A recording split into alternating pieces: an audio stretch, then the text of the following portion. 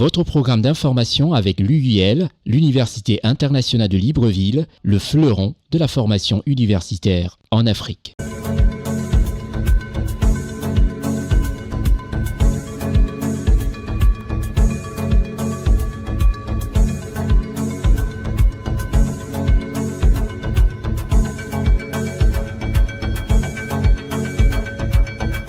Toujours à la caméra, Ousmane Koulibaly pour entériner l'information vraie africaine. Comme toutes les semaines, c'est votre rendez-vous sur CNN. Je suis Constieka. Dans ce magazine d'information politico-économique, nous allons parler du Bénin, du Qatar, du Cameroun, de la Côte d'Ivoire. Le Cameroun se sera marqué par le 20 mai, la fête nationale camerounaise. La Côte d'Ivoire, que des événements. On parlera aussi de ce fameux prix Félix Houphouët-Boigny. On parlera du Congo, on vous présentera ce pays. Et aussi le Gabon marqué par l'événement où il faudra avoir les pieds sur terre et pas être précipité dans les interprétations. On parlera du Gabon. Restez les nôtres sur CNN.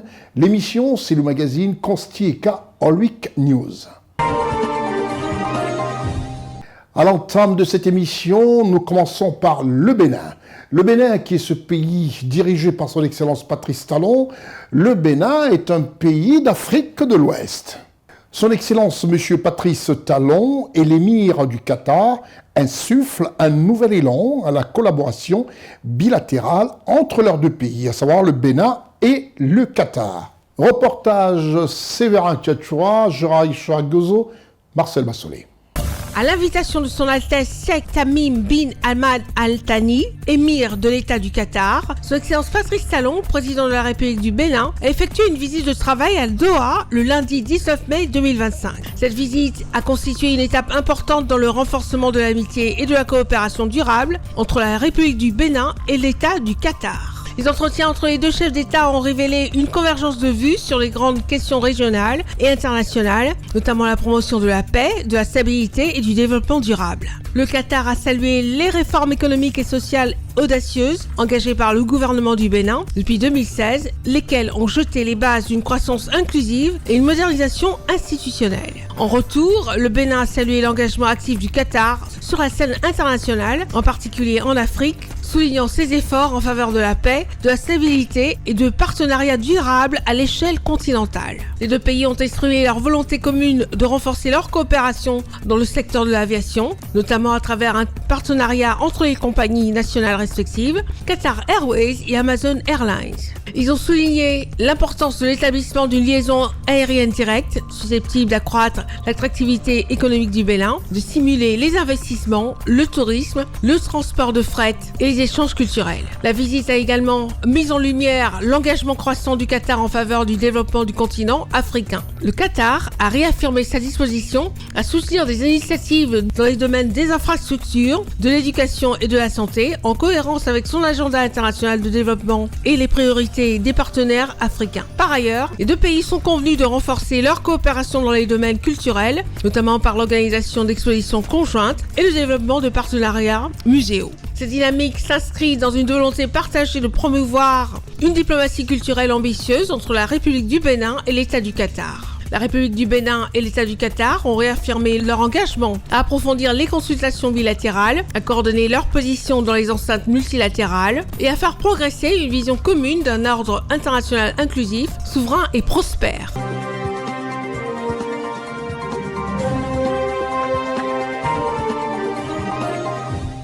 Nous restons toujours au Bénin pour parler de cet événement avec le Qatar, surtout cette visite officielle du président de la République du Bénin du côté du Qatar.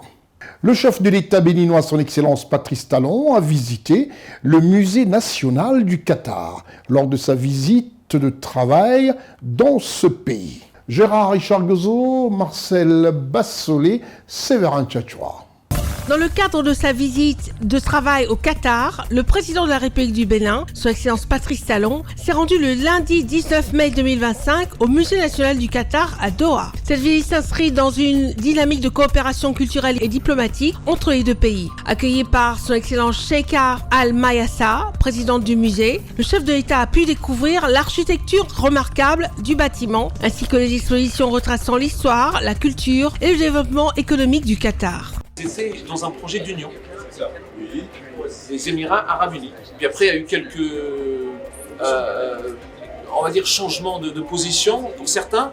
Donc, le Bahreïn se retire le 16 août 1971, ils déclarent leur indépendance. 3 semaines plus tard, c'est le Qatar qui déclare son indépendance de cette union. Et le reste des 7 allait devenir ce qu'on appelle aujourd'hui les Émirats Arabes Unis, le 2 décembre 1971.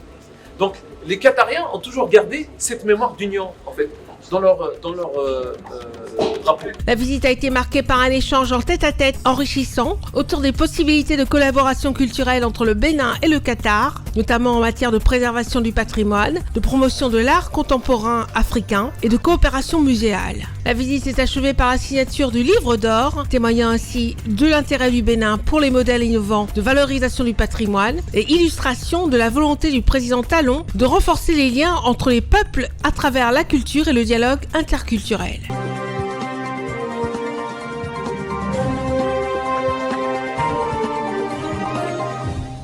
Nous allons quitter comme ça le Qatar, où on a parlé du Bénin, pour le Congo. Le Congo, c'est ce pays présidé par son Excellence Denis Sassou Nguesso. Denis Sassou Nguesso, président de la République congolaise. Et ce pays est un pays fabuleux.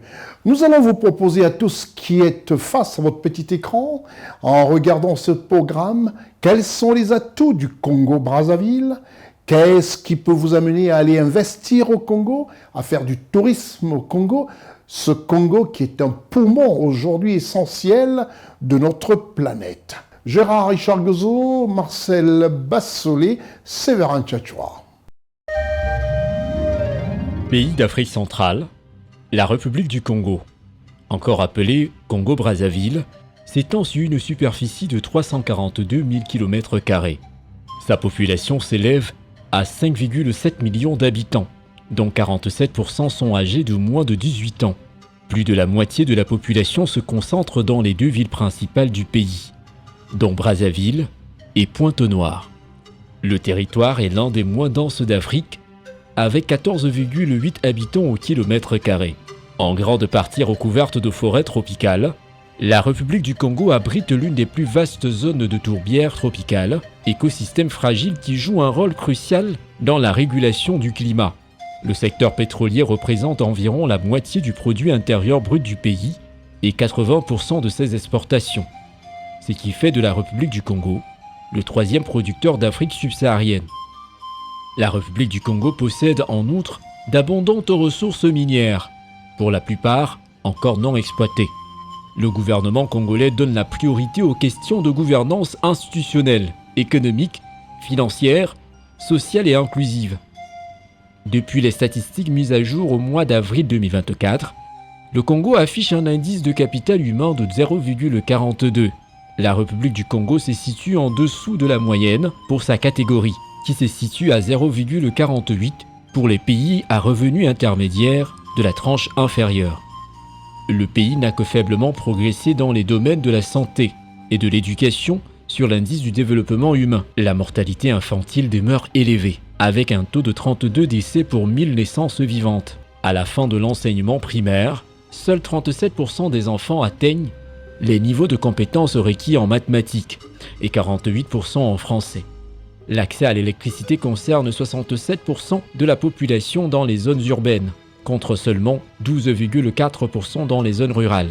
L'accès à l'eau potable est un autre domaine dans lequel des améliorations potentielles pourraient être apportées. 74% de la population a accès à une source d'eau potable, mais ce chiffre est nettement inférieur dans les zones rurales, soit 46% malgré les ressources hydrologiques considérables du pays. Selon les estimations, l'activité économique du Congo a augmenté de 1,9% en 2023, contre une estimation de 1,5% en 2022, sous l'impulsion du secteur non pétrolier. Cependant, la croissance du produit intérieur brut réel par habitant est restée négative en 2023 et l'incidence de la pauvreté a donc légèrement augmenté pour atteindre les 46,8% de la population selon les estimations. La réforme en cours des subventions au carburant aide à maintenir les excédents budgétaires, mais a également contribué à une augmentation temporaire de l'inflation en 2023, ce qui a atteint les 4,3%. L'inflation des denrées alimentaires a ralenti en 2023 mais reste élevée à 4,3%, ce qui devrait continuer à affecter davantage les segments les plus pauvres de la population, qui consacrent généralement une part plus importante du budget de leur ménage à l'alimentation. La hausse des prix du pétrole, l'amélioration de la gestion de la dette et les accords de restructuration de la dette ont contribué à rétablir la viabilité de la dette au second semestre 2021. Le produit intérieur brut devrait accroître à un rythme de 3,5% en 2024 et de 3,4% en moyenne en 2025-2026. Bien que les vulnérabilités de la dette restent élevées, le ratio dette-PIB devrait diminuer pour atteindre les 81% en 2026 contre 96% en 2023. La reprise économique reste fragile et soumise à des risques de détérioration tels que la volatilité des prix du pétrole et l'instabilité de la production pétrolière, une demande mondiale plus faible que prévu, un nouveau recensement des conditions financières mondiales ou régionales, ainsi que des conditions météorologiques défavorables et des retards dans la mise en œuvre des réformes structurelles.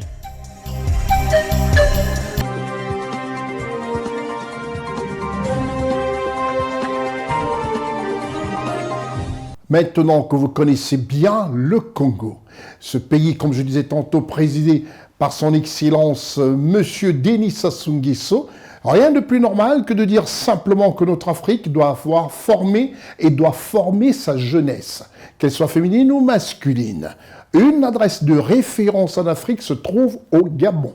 Et c'est l'UIL, l'Université internationale de Libreville, notre partenaire officiel. L'Université internationale de Libreville, reconnue d'utilité publique grâce à son partenariat avec l'État, est un établissement privé d'enseignement supérieur à vocation scientifique et technologique composé, entre autres, de l'École polytechnique de Libreville, de la Faculté de droit et des sciences politiques, de l'Institut international de recherche biomédicale et biotechnologie, de l'Institut supérieur de gestion et d'économie appliquée, et de l'école de médecine et de pharmacie. Son ouverture sur le monde du fait de ses partenariats avec les prestigieuses universités et institutions internationales lui permettent de s'arrimer à plusieurs systèmes de formation et de délivrer des diplômes reconnus. DUT, licence, ingénieur, master recherche et professionnel, exécutive MBA, doctorat. Venez vous former à l'exécutive MBA de l'UQAM Canada au métier de l'économie, gestion, du droit et de la science politique de l'industrie médicale et pharmaceutique. Devenez technicien supérieur ou ingénieur à l'Université internationale de Libreville, le fleuron de la formation universitaire en Afrique.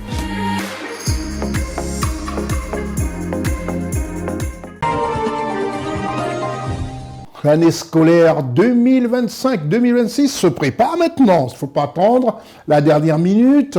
C'est là qu'il faut penser à tous qui seront bacheliers d'ici quelques mois, d'ici peu de temps, pour commencer à faire des réservations spécifiques et des inscriptions dans cette université de référence en Afrique. Nous allons quitter le Gabon pour la Côte d'Ivoire, juste après la réclame qui vous donne un tout petit peu les références de notre chaîne de télévision sur tout ce qui peut être aujourd'hui considéré comme le digital.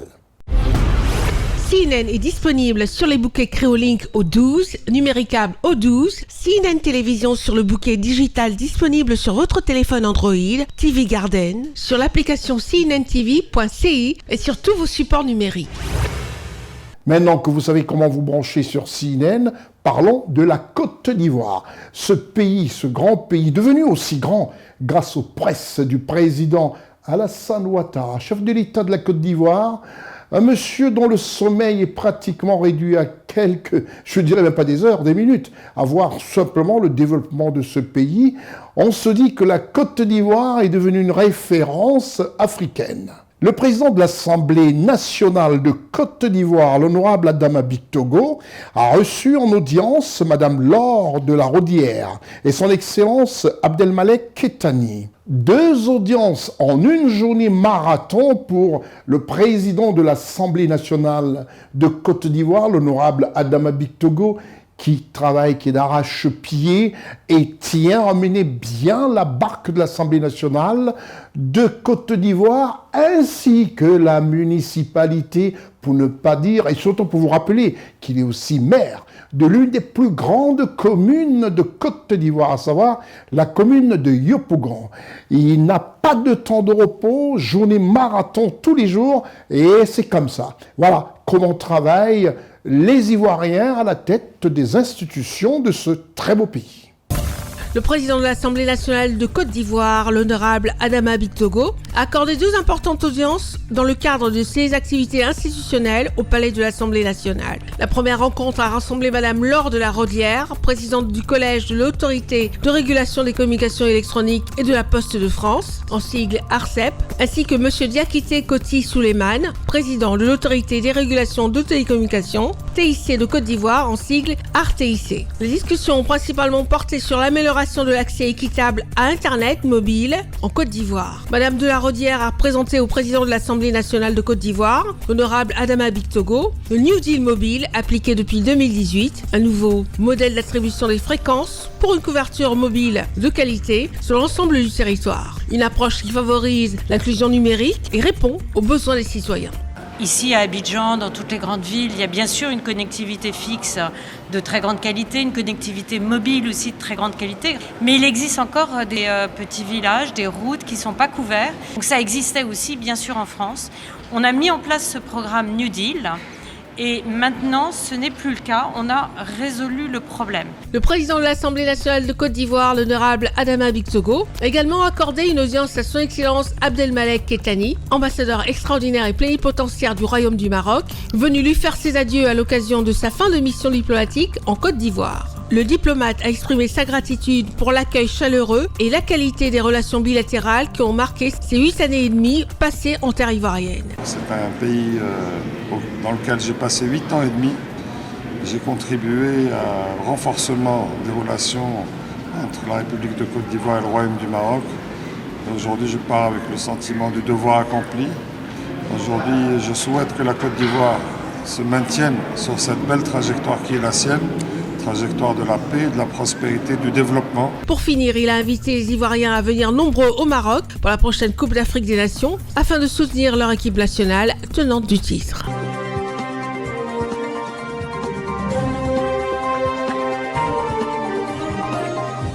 Après avoir effectivement parlé de ces 2 rencontres et 2 audiences, parmi tant d'autres dans la journée, c'est une journée marathon. Nous allons rester toujours en Côte d'Ivoire et nous allons parler du prix Félix Houphouët-Boigny. Le prix Félix Houphouët-Boigny, c'est la Côte d'Ivoire qui accueille ce prestigieux prix international qui honore ce très beau pays et surtout la mémoire de son père fondateur. Reportage Ousmane Koulibaly, Marcel Bassolé.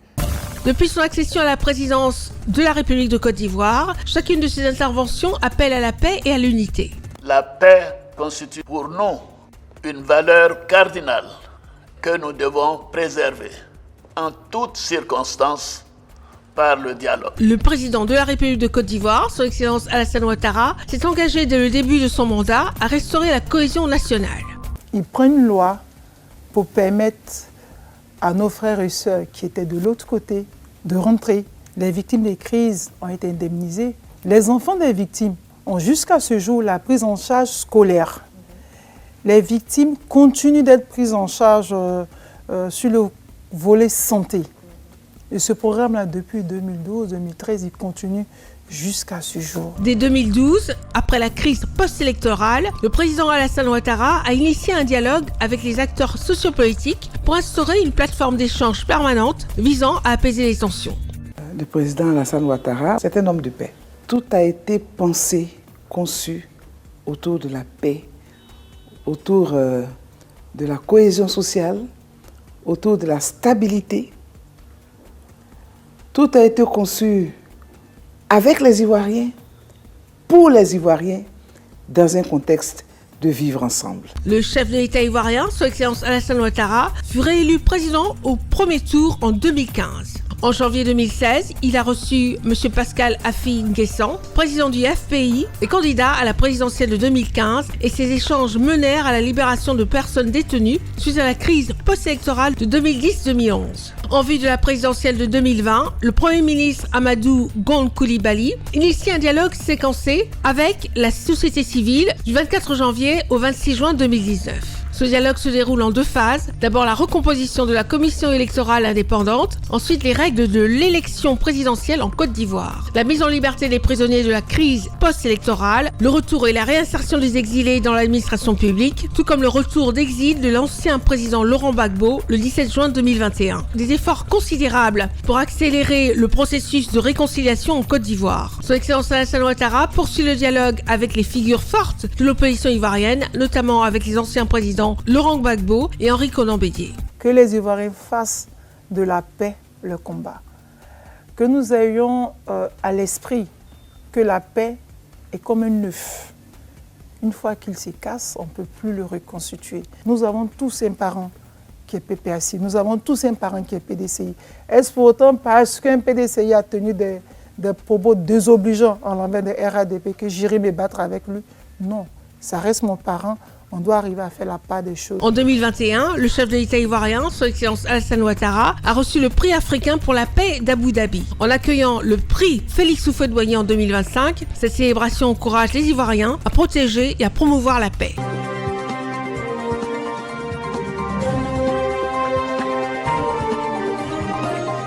On quitte un tant soit peu la Côte d'Ivoire pour le Cameroun. Le Cameroun, ce pays situé en Afrique centrale et qui a marqué complètement cette semaine avec sa fête nationale, est un pays présidé par son Excellence Paul Biya. Vous verrez qu'entre les dires des réseaux sociaux et la réalité et la vérité constatée par le peuple camerounais, il y a souvent une marge de différence. Le 20 mai 2025, c'est la fête nationale de l'unité au Cameroun. Une journée exceptionnelle pour tous les Camerounais, qui pour nombreux Camerounais n'avaient qu'une obsession, voir leur président sur cette somptueuse avenue du 20 mai, en plein cœur de Yaoundé, pour présider cet événement. De nombreux sceptiques, ceux qui y croient à tout ce qui se raconte et qui se dit, sont restés complètement la bouche ouverte. L'équipe de CNN Yaoundé était à ce boulevard du 20 mai et nous fait un compte rendu.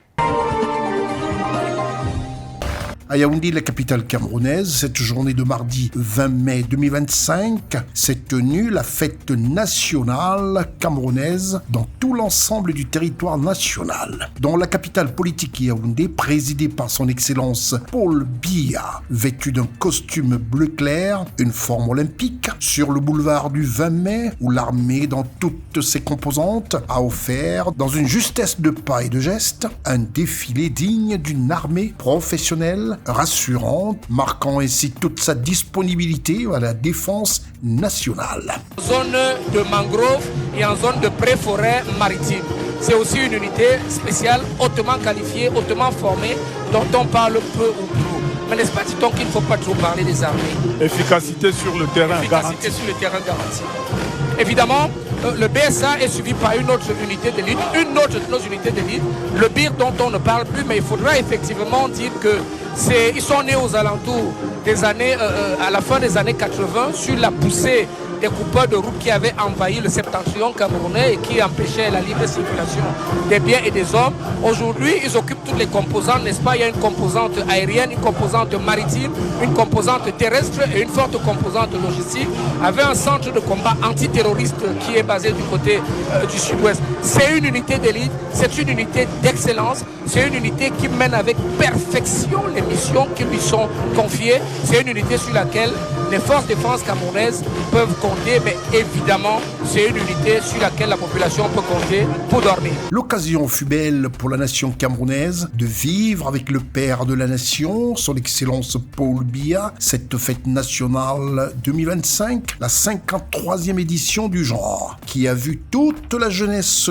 camerounaise, des plus petits aux adolescents, défiler avec fierté devant le chef de l'État. La jeunesse camerounaise, l'on va voir dans un instant l'IAI, l'Institut africain d'informatique, l'IAI Cameroun, Centre d'excellence technologique Paul Biya, qui peut se targuer d'avoir déjà formé jusqu'à 8000 informaticiens et qui sont sur le marché de l'emploi. Et en ce moment, même en cours, se poursuit le programme MIGEP 2035 qui a déjà formé jusqu'à 976 500 femmes et jeunes formés donc au TIC. L'IAI Cameroun, désormais dépositaire d'une chaire UNESCO Access TIC, vient de lancer le programme Intelligence artificielle pour tous en Afrique centrale. Cette 53e édition de la fête nationale du Cameroun a été rayonnante dans toutes les capitales des 10 régions du Cameroun. Nous reviendrons dans un dossier spécial sur la capitale économique, Douala.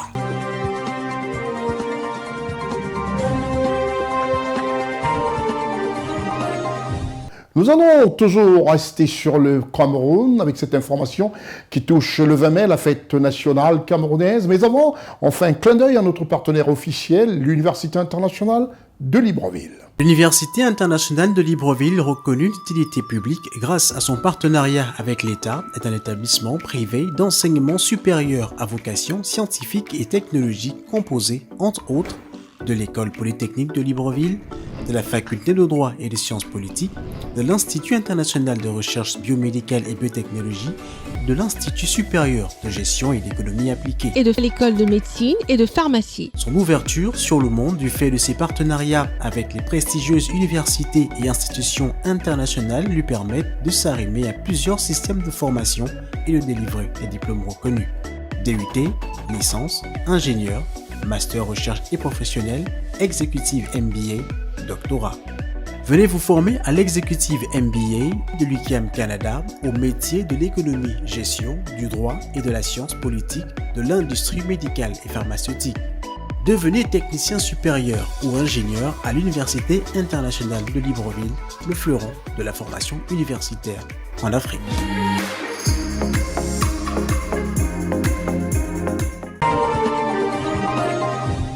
Cette fête du 20 mai au Cameroun était éclatée dans les 10 régions, enfin les capitales des 10 régions camerounaises.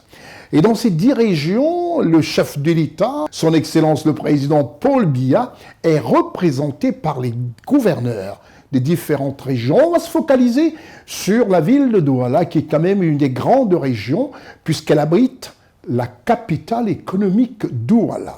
La région du littoral et sa ville principale, Douala, était au rythme et son des fanfares. Le représentant dans cette région du Cameroun, du président de la République, est le gouverneur de cette région, dont la capitale économique est Douala. Monsieur Samuel Dieudonné Vahadiboa, gouverneur de la région du littoral, a présidé ce défilé du 20 mai, un défilé militaire et civil du 20 mai. Reportage CNN Douala. Le 20 mai 2025, le Cameroun a célébré la 53e édition de la fête de l'unité nationale, un moment de concorde autour du chef de l'État, chef suprême des armées, son Excellence Paul Biya, et la population camerounaise dans la matérialisation du vivre ensemble. Dans la région du littoral, les festivités ont commencé aux environs de 9h15 sous une pluie sous laquelle le protocole a été respecté avec l'arrivée du représentant du chef de l'État, le gouverneur de la région du littoral, Monsieur Samuel Dieudonné Vahadiboa, accueilli par le préfet du département du Vouri, du maire de la ville de Douala et du président du conseil régional du littoral. S'en est suivi l'exécution de l'hymne national du Cameroun dans la pure tradition républicaine, la revue des troupes et les honneurs militaires. Par la suite, M. Samuel Dieudonné Vahadiboa, gouverneur de la région du littoral et le préfet du département du Vouri ont procédé à la remise des décorations aux civils et aux militaires. Yolande Dorothée, épouse et sommet. Au nom du président de la République, et en vertu des pouvoirs qui sont conférés, nous faisons chevalier de l'ordre national de la valeur.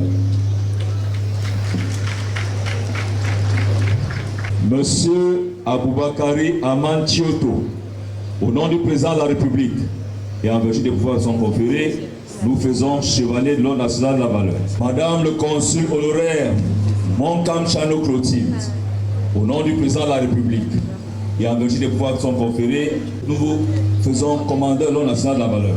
Parmi les civils, la promotrice du Salon international de l'audiovisuel du Cameroun en cycle SINAC, Madame Yolande Bodion. Je suis heureuse. Je suis surtout fière pour la magnifique équipe qui travaille au quotidien derrière tous les projets que nous avons. La patrie reconnaissante, ça vous donne envie de continuer, de vous battre, même comme c'est difficile. Et surtout qu'on s'est dit qu'on travaillait pour le pays. Et cette belle jeunesse, j'ai envie de lui dédier cette médaille et lui dire qu'à cette belle jeunesse qu'il ne faut pas se décourager, il faut continuer parce que c'est le Cameroun que nous avons à construire et nous ne devons pas aller ailleurs, c'est ici qu'on doit rester. Les temps durs vont passer, les moments les plus heureux viendront, mais pour que ces moments soient heureux, nous devons continuer de travailler dur parce que rien ne s'obtient facilement. La personnalité politique camerounaise, Monsieur Hervé Emmanuel Combe, élevé au grade de commandeur. Le sentiment de fierté d'être reconnu avec la plus importante décoration qu'on puisse avoir civile. Je dis merci à Monsieur le Président de la République et merci pour tout. Du côté des officiers, des auxiliaires d'administration, des éléments de l'armée camerounaise, 50 officiers ont reçu des médailles de valeur, d'autres ont été élevés au grade d'officier à celui de chevalier. C'est le cas du capitaine Jacques Mbinzi. C'est une très grande satisfaction pour moi personnellement et pour ma famille tout entière. Vivement, je remercie le chef de l'État pour cette récompense. Ça prouve que le travail que nous faisons au quotidien est reconnu par la hiérarchie. Sa Majesté Ludovic Edouguin, chef de 3e degré à Douala 2e. Cette décoration en ce 20 mai, en cette 53e édition, c'est un couronnement du travail très bien fait au niveau administratif. C'est également un couronnement d'un quartier, le quartier dont j'ai la charge, le quartier Nouvelle-Babylone, de tous les habitants, de la notabilité, de mes notables, de mon élite.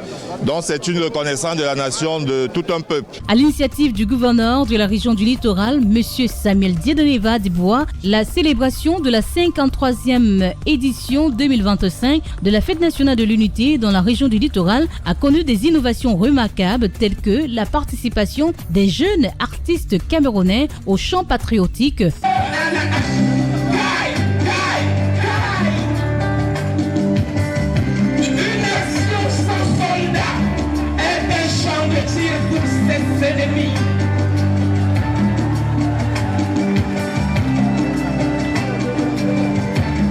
Des groupes de danse folklorique exécutant l'ensemble des airs culturels du Cameroun et la remise des parchemins aux personnes qui ont marqué la vie socio-professionnelle dans la région du littoral. L'arrivée et l'installation du chef de l'État camerounais, chef suprême des armées, son Excellence Paul Biya, au boulevard du 20 mai, à Yaoundé, capitale politique du Cameroun, a sonné le glas d'ouverture dans la région du littoral, conjointement dans l'ensemble du territoire national. 12h15, le défilé militaire est lancé à Yaoundé et dans la région du littoral dans une synchronisation digne d'une grande symphonie où l'État était dans toute sa splendeur sous la coordination du gouverneur de la région du littoral, M.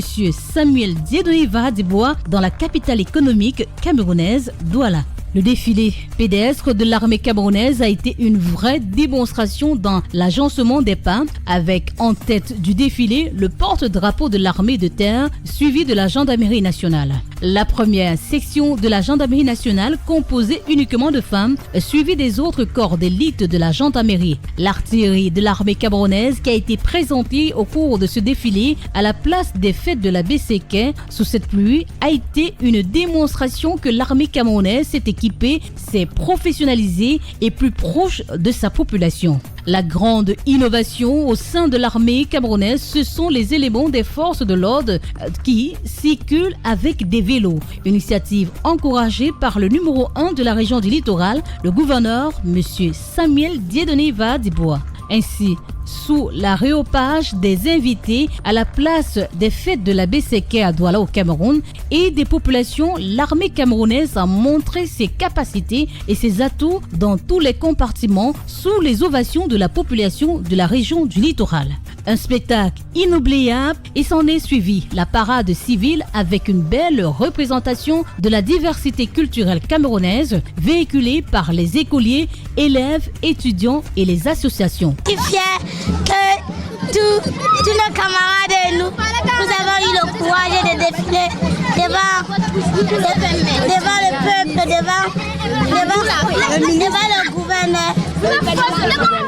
Le gouvernement, je vous remercie de nous avoir donné cette grande opportunité. Au sapeur-pompier, on nous apprend le garde à vous, on nous apprend à défiler, on nous apprend les demi-tours, on nous apprend aussi à nous présenter et la prière du sapeur-pompier. Je pourrais dire que cet événement s'est bien passé et j'espère qu'on puisse se retrouver tous l'année prochaine et de plus encourage notre collège. La journée du 20 mai était très magnifique, j'ai apprécié toutes les activités.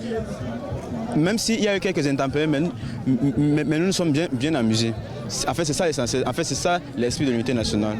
Parce que même si nous avons tous nos différences, nous sommes quand même unis, nous avons dansé, nous avons partagé des moments, bref. C'était parfait comme journée. Sur le volet politique, le défilé des partis politiques avec en exergue le RDPC, le Rassemblement démocratique du peuple camerounais, qui fait étalage de sa suprématie par des carrés impressionnants des militants du Parti de la Flamme.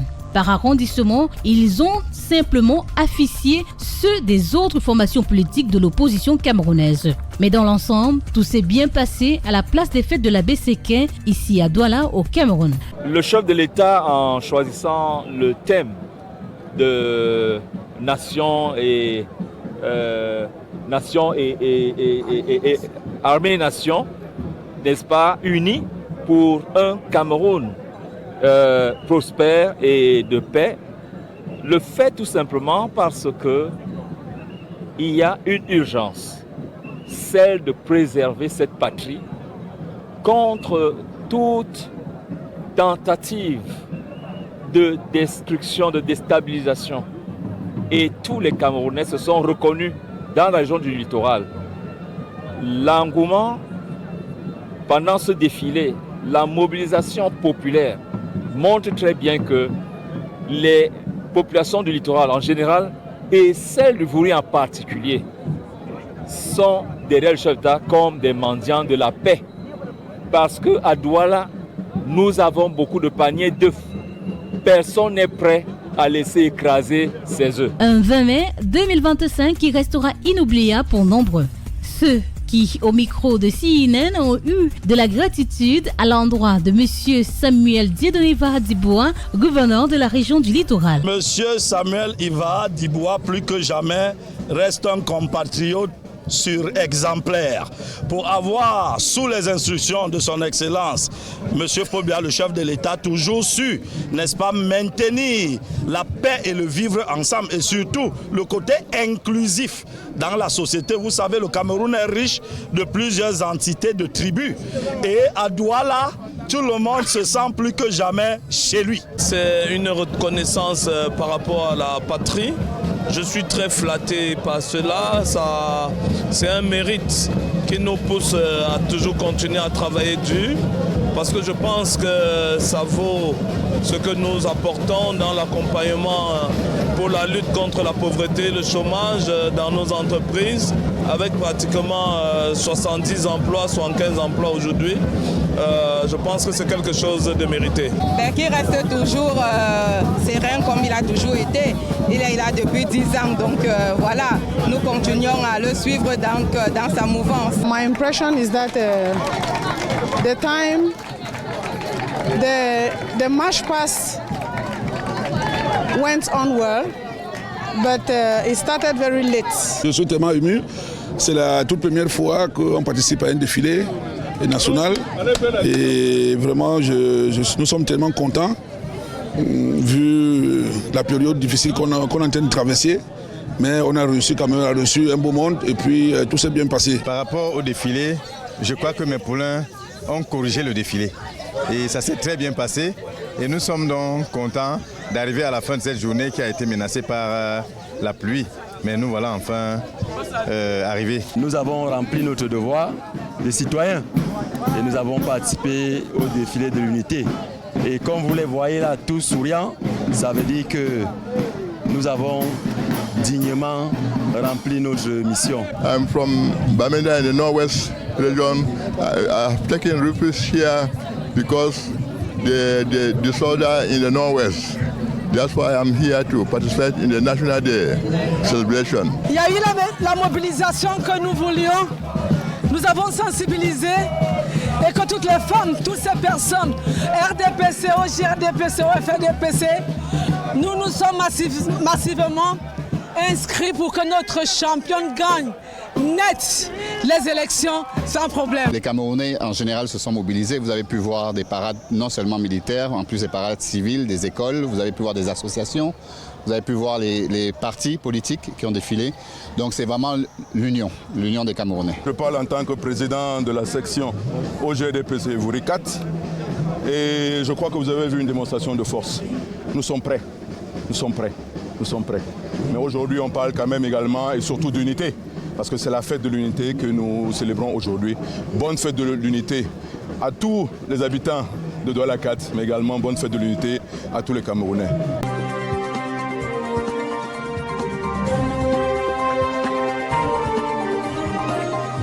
On reste toujours à Douala. Je vous ai dit que le 20 mai, exceptionnel au Cameroun. C'est la fête nationale de l'unité camerounaise.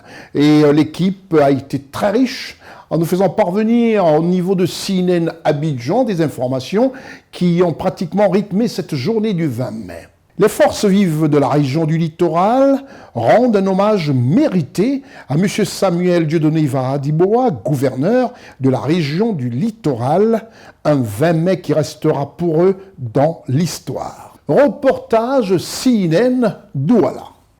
Les populations et les forces vives de la région du littoral n'ont pas tari d'éloges à l'endroit de M. Samuel Dieudonné Ivara Diboa, gouverneur de la région du littoral, à l'occasion de la célébration de la 53e édition de la fête de l'unité du Cameroun. Un homme de paix et d'un charisme inébranlable, le numéro 1 de la région du littoral, dont ses actions accomplies dans sa zone de commandement suscitent l'admiration et la sympathie au sein des populations et les forces vives de la région du littoral. L'équipe de reportage de CNN Télévision a recueilli les avis des uns et des autres à la place de la fête de la Besséké, ici même à Douala, capitale économique camerounaise. Monsieur Samuel Ivara Diboa, plus que jamais, reste un compatriote exemplaire pour avoir, sous les instructions de son Excellence, Monsieur Paul Biya, le chef de l'État, toujours su, n'est-ce pas, maintenir la paix et le vivre ensemble et surtout le côté inclusif dans la société. Vous savez, le Cameroun est riche de plusieurs entités, de tribus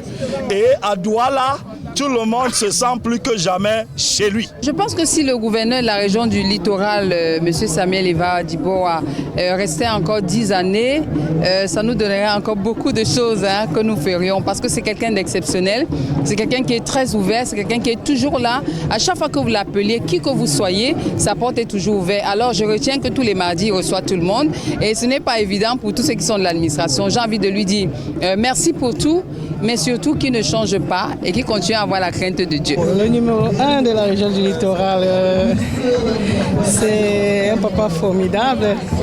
Il fait du bon travail en fait. Je voudrais tout d'abord féliciter son Excellence, Monsieur le gouverneur de la région du littoral, représentant personnel du chef de l'État qui nous a conviés à cette importante cérémonie qui marque, n'est-ce pas, la célébration de la 53e édition de la fête de l'unité. Cette fête qui marque le symbole de l'unité nationale, où on retrouve tous les enfants du Cameroun, du nord au sud, de l'est à l'ouest. Je reste donc un homme comblé et satisfait au vu de la bonne organisation de cette cérémonie, qui a eu beaucoup de surprises cette année, surtout nos artistes qui ont presté tout à l'heure, où nous avons vu plusieurs diversités culturelles, les jeunes enfants qui ont défilé, nos armées qui ont défilé. Vraiment, la fête était belle. Nous prions le Seigneur Tout-Puissant de nous ramener, n'est-ce pas, à vivre l'année prochaine.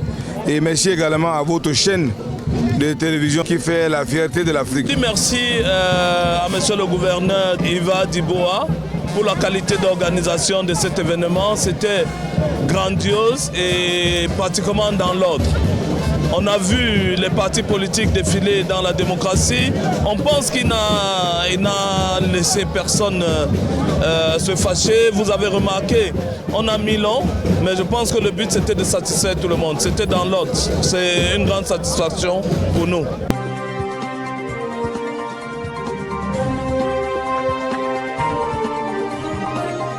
Toujours à Douala, je vous ai dit que le 20 mai exceptionnel au Cameroun. C'est la fête nationale de l'unité camerounaise. Reportage CNN Douala. À la suite de la parade militaire et civile marquant la célébration de la 53e édition du 20 mai 2025, jour de fête de l'unité nationale dans la région du littoral. Le gouverneur de la région du littoral, M. Samuel Dieudonné Vahadiboua et son épouse ont offert un dîner dans les jardins de la résidence 6 à l'avenue de Gaulle dans le quartier résidentiel Bonanjo à Douala. Dîner qui a été l'occasion d'une parfaite communion entre le numéro 1 de la région du littoral, M. Samuel Dieudonné Vahadiboua, son épouse et les convives de tous bords qui se sont sentis chez eux. Au cours de cette soirée conviviale, de nombreux artistes de renom ont été invités à donner de leur voix pour la célébration de cette 53e édition de la fête de l'unité nationale du Cameroun dans la région du littoral. Les divas de la musique camerounaise, Marol Chamba et Grâce Deka ont enflammé le jardin de la résidence du gouverneur de la région du littoral qu'on a vu esquisser quelques pas de danse. L'équipe de reportage de CNN Télévision Douala a tendu son micro à l'un des promoteurs musicaux de la diaspora américaine désormais installé au Cameroun et PDG de JM Prod, Sin Label américano-camerounais, M. Joseph Ngomo, invité spécial du gouverneur de la région du littoral à cette célébration. Je suis venu ici aujourd'hui parce que le gouverneur m'a adressé une invitation et j'ai fait le déplacement pour y être. Le défilé a été une réussite totale. Je suis venu parce que c'est un homme qui a un grand cœur. C'est quelqu'un qui supporte la diaspora. Vous vous souvenez du Covid-19 ? Le Covid-19, il est allé à l'aéroport pour accueillir les malades du Covid et il en est tombé malade. Et maintenant, chaque personne qui vient de la diaspora, il tend la main à tout le monde de rentrer pour investir au Cameroun. C'est pour cela que je suis venu. J'aurais pu être à Yaoundé, mais j'ai décidé de venir parce que c'est quelqu'un qui a un grand cœur et qui supporte la diaspora. You know, so he's a good man. He's just follow the step of the latest governor, which Betty Assom. I don't care about telling the name. If for the next government, I think he's going to be part of it. If we can tell them, I could say the governor is one of the people we have to support for the next government because he's doing a good and great job. Je demande qu'il continue parce qu'il suit exactement les pas de son président, comme il vous l'a dit. Donc, le chef de l'État, c'est un mendiant de la paix. Est-ce que vous avez vu quelqu'un, on parle de gauche à droite, il ne répond pas, il est silencieux. C'est un grand homme, le chef de l'État. Nous sommes là pour le supporter et nous serons surpris en octobre. Donc, restons dans les prières, restons derrière notre gouverneur. Donc, c'est un grand homme, il faut le supporter. Un bon moment et je souhaite que cela soit pareil dans tout le pays, dans tout le Cameroun. Suscitons juste cette envie, restons à prière, c'est notre pays. Nous sommes nés ici, c'est que c'est la volonté de Dieu. Et comme c'est la volonté de Dieu, protégeons ce que Dieu nous a donné. Regardons cela comme, comment je peux dire ça, comme quelque chose de très précieux qu'on ne peut pas perdre. Restons en prière pour notre pays. La fête de l'unité veut dire que tout le monde doit être uni. Et c'est formidable d'être gouverné par un homme de Dieu parce qu'il impulse d'abord l'onction qui est en lui, l'onction du Seigneur. Et quand Dieu te donne, personne ne peut arracher. C'est quand Dieu arrache que personne ne peut te donner. Et Dieu le lui a donné. Est-ce que tu te souviens que le gouverneur en temps de Covid, il est tombé malade juste parce qu'il allait se placer à l'aéroport. Pendant que tout le monde avait peur du Covid, il luttait pour que le Cameroun ne reçoive pas cette maladie par des gens qui entraient. Maintenant, qu'est-ce qu'on attend? Moi, je prie seulement pour lui, que Dieu le garde en vie. Je l'aime beaucoup, c'est mon frère, et que Dieu vous garde. Un moment de communion totale et l'équipe de reportage de CNN Télévision à présent a recueilli les impressions du gouverneur de la région du littoral, M. Samuel Dieudonné Ivara-Diboa. Je suis très satisfait par la prestation faite pendant le défilé du 20 mai dans la région du littoral en général et dans le département du Vouri en particulier. Nous avons noté que le défilé a été assez long, 8 heures pratiquement, mais cette intensité, cet engouement populaire se justifie par le fait que nos populations ont tenu à manifester leur adhésion déjà au thème que le chef de l'État a tenu à faire.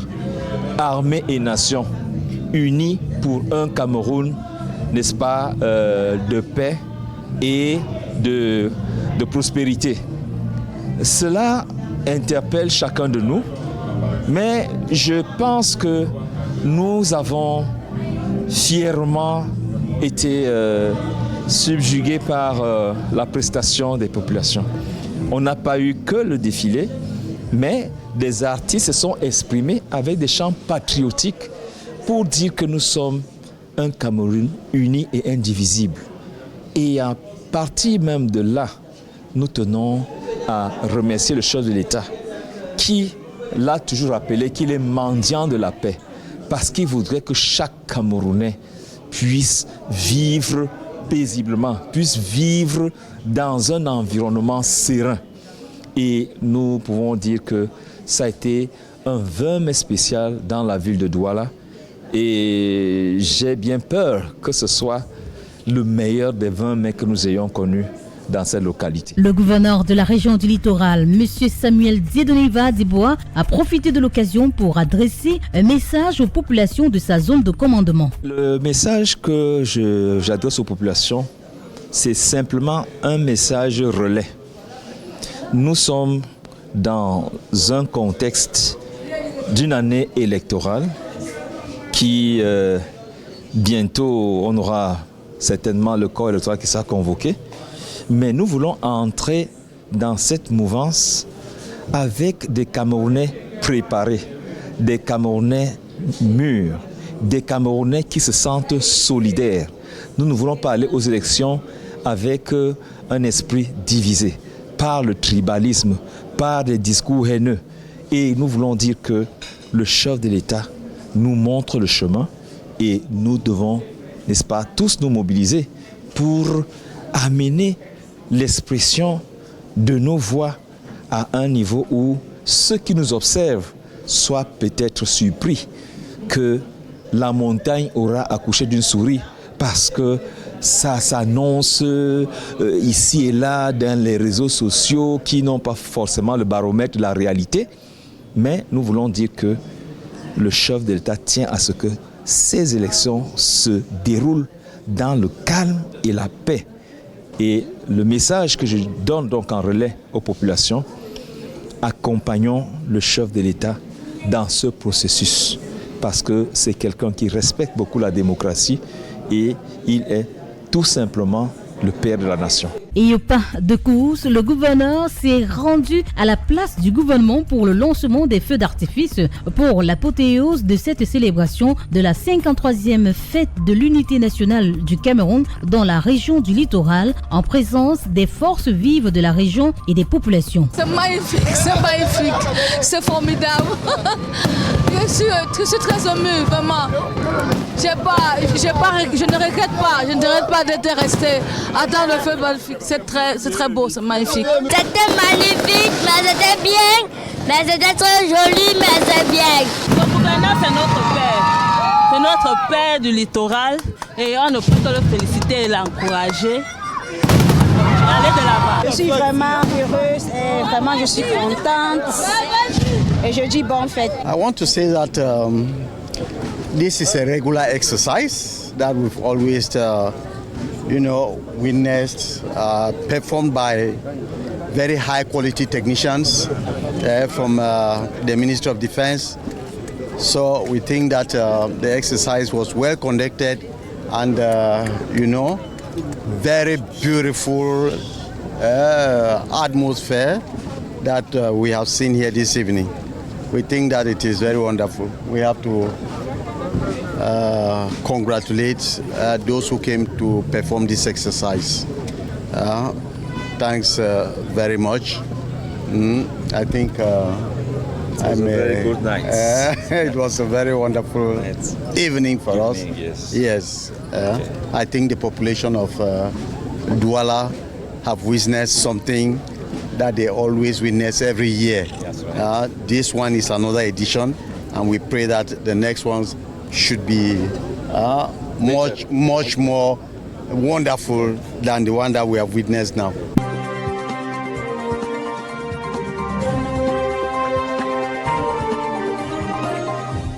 L'équipe de CNN ne peut s'empêcher de dire tout simplement bravo et félicitations au gouverneur de la région du littoral, à savoir M.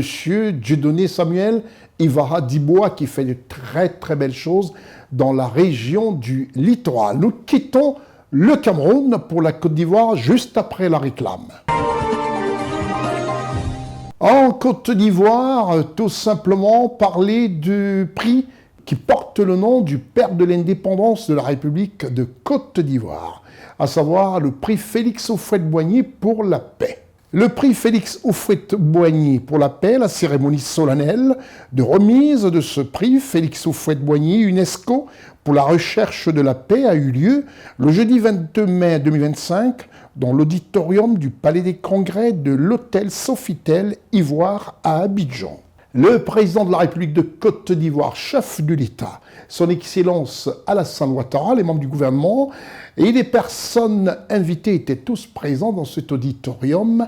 Depuis le Palais des Congrès de l'Hôtel Ivoire d'Abidjan, dans cet bel auditorium, était présent son Excellence Alassane Ouattara. Et on peut aussi remarquer la présence du président de la République togolaise, son Excellence Faure Essossimba Yassimbe, chef d'État qui a décidé aussi comme ça d'honorer de sa présence cette cérémonie solennelle de remise de prix Félix Houphouët-Boigny UNESCO pour la paix. Ousmane Koulibaly, notre reporter officiel du côté du Palais des Congrès de l'Hôtel Ivoire à Abidjan, Marcel Bassolé. Le président de la République, son Excellence Alassane Ouattara, a présidé le jeudi 22 mai 2025 au Sofitel Abidjan Hôtel Ivoire la cérémonie solennelle de remise de prix Félix Houphouët-Boigny UNESCO pour la recherche de la paix édition 2024. Le chef de l'État ivoirien, son Excellence Alassane Ouattara, avait à ses côtés le président du Conseil européen, ancien Premier ministre du Portugal, Antonio Luis Santos da Costa, son Excellence Faure Essossimba Yassimbe, la première dame de Côte d'Ivoire, Madame Dominique Ouattara, le vice-président de la République de Côte d'Ivoire, Monsieur Tiemoko Mele-Kone, la directrice générale de l'UNESCO, Madame Audrey Azoulay, le Premier ministre de Côte d'Ivoire, Monsieur Robert Begré-Mambé, des présidents d'institutions ainsi que plusieurs illustres personnalités et invités. Le jeudi 22 mai 2025, Abidjan a été le théâtre d'un événement majeur pour la paix et la diplomatie internationale. L'espace d'une matinée, le temps d'une distinction, Abidjan a revêtu les attributs de capitale de la paix, valeur chère au père fondateur de la nation ivoirienne. Le président Félix Houphouët-Boigny vit à jamais à travers son idéal et son œuvre de paix. Créé en 1989, le prix Félix Houphouët-Boigny UNESCO pour la recherche de la paix honore les personnalités, institutions ou organisations ayant contribué de manière significative à la promotion, à la recherche et au maintien de la paix. Le prix est composé d'une médaille, d'un diplôme et d'un chèque. Le lauréat de ce prix pour l'édition 2024 est Monsieur Antonio Luis Santos da Costa, ancien Premier ministre du Portugal et actuel président du Conseil européen. Par ces prix, nous saluons votre défense du multilatéralisme et vos efforts pour faire avancer les idéaux de paix et de justice qui, dans un monde sans cesse plus interdépendant, représentent la seule voie à suivre pour relever les grands défis de l'humanité et de la planète. L'UNESCO est au cœur de l'organisation et de l'attribution du prix Félix Houphouët-Boigny UNESCO pour la recherche de la paix. Un prix né de l'Afrique, mais un prix résolument mondial, comme en témoigne la liste impressionnante de ses récipiendaires. Un prix qui nous rappelle que la paix ne se contente pas d'une simple coexistence, ou même d'une pratique de la tolérance, fût-elle soutenue. La paix a aussi besoin de leaders, d'hommes et de femmes qui s'engagent pour l'action publique, qui incarnent la paix et qui la défendent. Notre lauréat cette année a pris ce risque et cet engagement de l'action publique. Je veux enfin ici témoigner de toute ma reconnaissance à la Côte d'Ivoire, à la République de Côte d'Ivoire et à son président. Monsieur Antonios da Costa, reconnu comme un pilier du multilatéralisme et de la solidarité et la coopération internationale, a été récompensé selon le président du jury du prix, Monsieur Denis Mukwege, prix Nobel de la paix 2018, pour son dévouement en faveur de la stabilité, de la solidarité et de la coopération internationale. Je m'ai interrogé pourquoi j'ai mérité ces prix. Heureusement, je n'ai jamais eu besoin de signer un traité de paix et je ne me suis jamais engagé dans une négociation pour la paix. Mais j'ai compris que la paix, c'est beaucoup plus que l'absence de la guerre. La paix, c'est avant tout nous faire connaissance, nous comprendre, nous dialoguer et par l'éducation et la culture, promouvoir des valeurs qu'on peut nous rassembler dans un esprit commun de notre planète. Recevoir ces prix représente une énorme responsabilité pour moi, par les nouvelles fonctions que j'assume et dans le cadre desquelles je dois continuer à défendre les valeurs pour lesquelles ces prix a été créé et à les faire rayonner. La paix entre les nations, l'humanisme entre les êtres, la solidarité entre les citoyens, les droits de l'homme partout dans le monde. Un prix spécial a par ailleurs été décerné à la Fondation de Desarrollo Social Afro-Equatoriana Azúcar, présidée par Madame Sonia Viveros, pour son travail de promotion de la reconnaissance et du respect des droits des afro-descendants, non seulement en Équateur, où elle est basée, mais aussi à travers toute l'Amérique latine. Intervenant à cette occasion, le président Alassane Ouattara, désigné protecteur du prix Félix Houphouët-Boigny par l'UNESCO, a salué la mémoire de son aîné, feu le président Henri Konan-Bédié, ancien protecteur de ce précieux héritage que le père fondateur a légué à la Côte d'Ivoire et à l'humanité tout entière. Nous sommes heureux et honorés d'accueillir pour la 3e fois cette cérémonie en terre ivoirienne. La promotion de la paix est indissociable de l'encouragement et de la reconnaissance des actions des hommes et des institutions de bonne volonté qui agissent dans ce domaine. C'est la quintessence même de la philosophie qui prône le prix Félix Houphouët-Boigny UNESCO. Cher lauréat, M. Antonio Luis Santos da Costa, je voudrais vous adresser mes sincères félicitations en votre qualité de Premier ministre du Portugal, puis de président du Conseil européen depuis décembre 2024. La recherche du compromis et de la paix sont les constantes de votre engagement politique. Vous vous êtes toujours distingué comme un grand défenseur du dialogue et du multilatéralisme. La cérémonie de ce jour est également une occasion de célébrer la mémoire de Félix Houphouët-Boigny, père fondateur de la Côte d'Ivoire, qui a fait de la recherche de la paix un sacerdoce politique, une seconde religion. Depuis, le credo de la politique ivoirienne a toujours été la construction et la promotion de la paix par le dialogue. Notre nation, suivant les jalons posés par le premier président ivoirien, a su répondre au rendez-vous de l'histoire en demeurant fondamentalement hospitalière. Le chef de l'État ivoirien, son Excellence Alassane Ouattara, a profité de cette occasion pour rassurer quant au maintien de la paix en Côte d'Ivoire en cette année électorale. Cette année 2025 sera marquée par l'élection du président de la République de Côte d'Ivoire. Je voudrais indiquer que toutes les dispositions nécessaires seront prises pour garantir la paix et la stabilité, de même que la concorde nationale. La remise de cette importante distinction a permis aussi de célébrer le pluralisme et la diversité culturelle de la Côte d'Ivoire. Le Ballet national de Côte d'Ivoire a exécuté une fresque du chorégraphe ivoirien Georges Monboy, intitulée « L'envol des colombes de la paix ». La Côte d'Ivoire, pays de paix, d'amour, de solidarité, de fraternité vraie. Depuis 36 ans, le prix Félix Houphouët-Boigny UNESCO pour la recherche de la paix honore des personnalités, institutions ou organisations ayant contribué de manière significative à la promotion, à la recherche et au maintien de la paix. Par ailleurs, au cours de la cérémonie, la directrice générale de l'UNESCO, Madame Audrey Azoulay, a décerné au président de la République de Côte d'Ivoire, son Excellence Alassane Ouattara, et à la Côte d'Ivoire, un certificat de reconnaissance de l'Atiéké comme patrimoine culturel et immatériel de l'UNESCO. Les équipes de CNN Télévision sur place à Abidjan ont recueilli les impressions des convives. I'm a vice chair of the Félix Boigny Peace Prize. I'm so thrilled to be here as a part of the jury and also to celebrate peace, to celebrate diversity, to celebrate equality. And it's amazing to see how many people are here to resonate with the cause of peace, resonate the cause of humanity and equality. C'est déjà un véritable sentiment de fierté de se retrouver là, devant ce parterre de personnalités et surtout pour ce prix, le prix Félix Houphouët-Boigny pour la recherche de la paix. Le président fondateur a vécu et aujourd'hui c'est à nous autres de pouvoir continuer et perpétuer cette paix-là à travers cette belle cérémonie.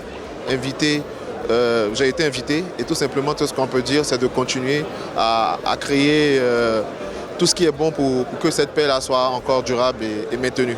Invité de l'UNESCO pour participer à cette cérémonie grandiose qui nous rappelle encore nos valeurs de paix, tant prônées par Félix Houphouët-Boigny, le premier président de la Côte d'Ivoire. Et ça a été un moment fort en émotion. Et voilà, félicitations aux différents lauréats et vive la paix.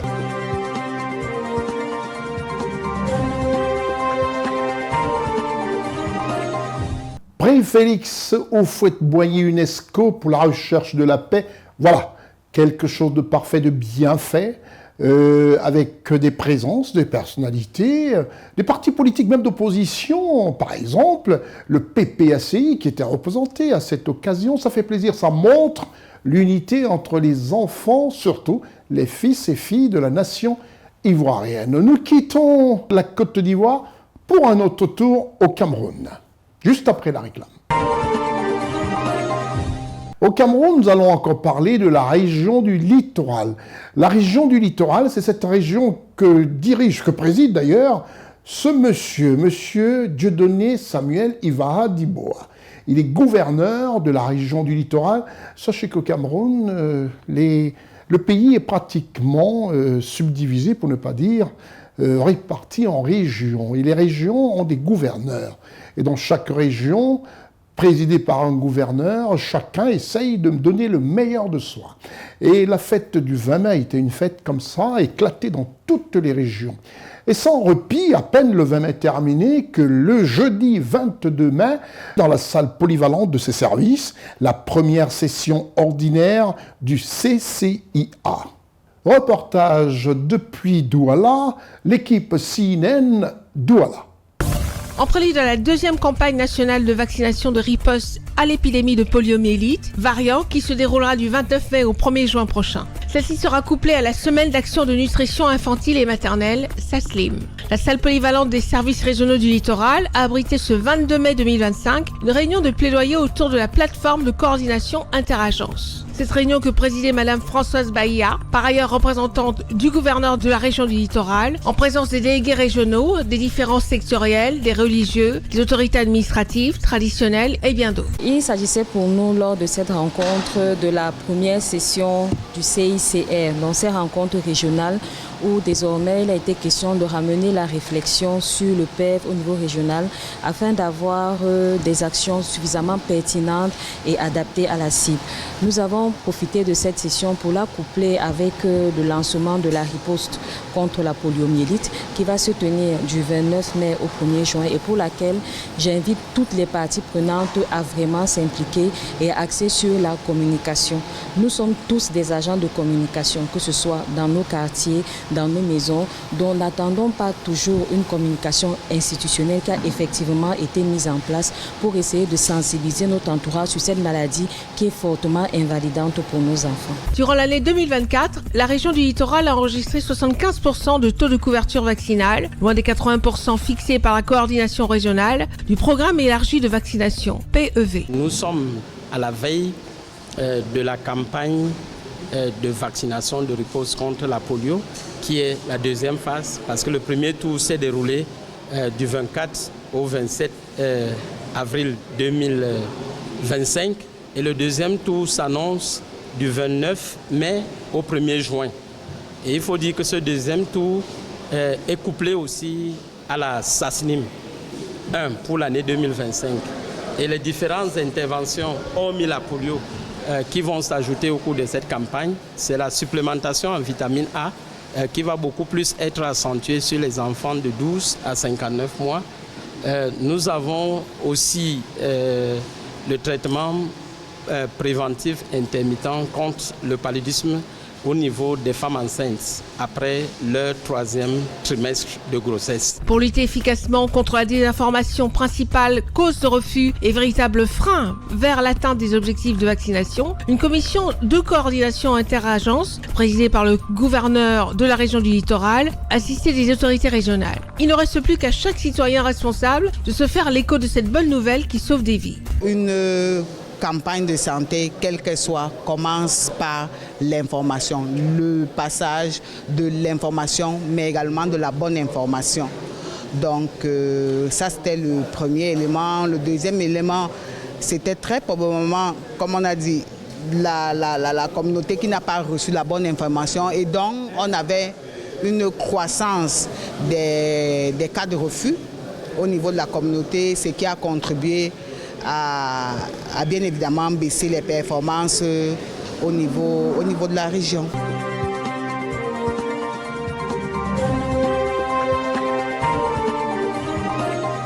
Nous quittons le Cameroun, même si on parlera encore du Cameroun, mais là en Côte d'Ivoire. Et en Côte d'Ivoire, toujours pour la 53e édition de la fête nationale et d'unité camerounaise, l'ambassadrice de la République du Cameroun en Côte d'Ivoire a donné une réception le 22 mai, non simplement à ses compatriotes camerounais, aux amis du Cameroun et des invités triés sur le volet. Ça se passait du côté du Palm Club, comme vous regardez, le Palm Club dans un quartier résidentiel de la ville d'Abidjan, dans ce super cadre qu'a Cocody, quartier résidentiel. Elle a reçu tous ses convives pour fêter ensemble cette 53e édition de la fête nationale du Cameroun. Mes impressions sont excellentes. Je suis très heureuse de célébrer la fête nationale du Cameroun hors des frontières nationales. Le message que j'adresse à mes compatriotes, c'est celui du chef de l'État lui-même, le président Paul Biya, qui leur dit: vous restez des Camerounais à l'intérieur comme à l'extérieur de nos frontières nationales. Vous êtes tous et chacun les premiers ambassadeurs du pays. Ce qui vous unit est plus fort que ce qui vous divise. Respectez les lois du pays hôte, c'est une marque d'amitié.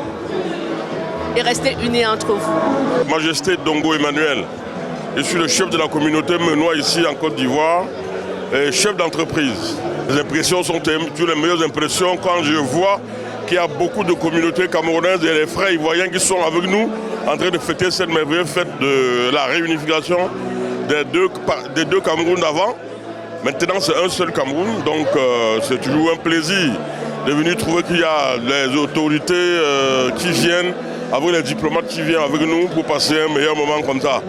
Et je souhaite, comme je le dis toujours à toute la communauté, le bien vivre partout où on se trouve et vivre en parfaite harmonie avec tous les peuples qu'on croise en Côte d'Ivoire. Je suis très fiers d'être là parce que n'étant pas peut-être au pays, on ressent la chaleur et ça nous fait toujours plaisir de voir que notre maman, l'ambassadrice, veut nous donner cet amour et veut distiller cet amour-là. Nous sommes fiers et nous sommes contents d'être là. L'impression très positive. C'est une très belle cérémonie, très sympathique. Vous voyez, il y a une très belle ambiance. Franchement, vraiment sympa. Et puis, très belle présence diplomatique qui montre que les gens, nous tous, les diplomates, on est très attachés au Cameroun. C'est le pays frère de la Russie. J'ai visité beaucoup de fois le Cameroun. Je connais le Cameroun du nord jusqu'à la capitale. Et je garde toujours des très bonnes impressions sur ce pays, sur le peuple, qui est très accueillant. Donc la nature et tout est autre chose. Voilà. Au peuple camerounais, donc la Russie, étant donné que je suis ambassadeur de Russie, a contribué à la libération du continent africain. Et je pense que c'était le début de nos relations bilatérales.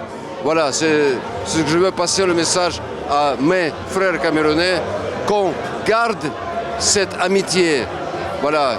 La fête du Cameroun en Côte d'Ivoire, les 53 ans, vraiment a été cette fois-ci très bien organisée. Je suis très content de votre présence, de tous les Camerounais. Des milliers de Camerounais sont arrivés fêter avec l'ambassadeur, avec le représentant du ministère des Affaires étrangères, le représentant du gouvernement, le secrétaire général du ministère des Affaires étrangères. Nous sommes contents, les Camerounais sont joyeux. En tant qu'Ivoirienne et journaliste travaillant au Cameroun, vraiment c'était un plaisir pour moi aujourd'hui de venir célébrer la 53e fête de l'unité nationale du Cameroun. Et étant ici en Côte d'Ivoire, je ne suis pas restée en marche. Nous avons vu la ferveur à laquelle le peuple camerounais, de l'intérieur et de l'extérieur, a célébré les 53 ans de l'unité. Qui dit unité pour nous veut dire paix. Voilà, et comme l'indique le thème choisi cette année, Armée et Nation unis pour un Cameroun tourné vers la paix et la prospérité.